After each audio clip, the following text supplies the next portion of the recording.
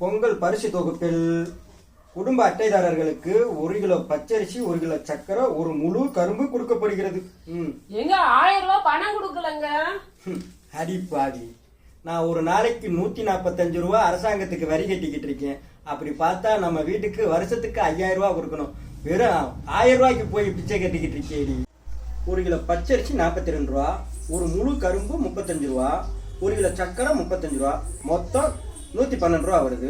இது கூட வாங்க மக்கள்கிட்ட காசு இல்லை தெரியாம தான் கேட்குறேன். இந்த மனுஷன் ஓட்டு கேட்டு வரையில எனக்கு ஓட்டு போடுங்க, உங்களுக்கு ரேஷன் பொருள் வீட்டுக்கே வரும், வீடு தேடி வரும்னு சொல்லி சொன்னார்.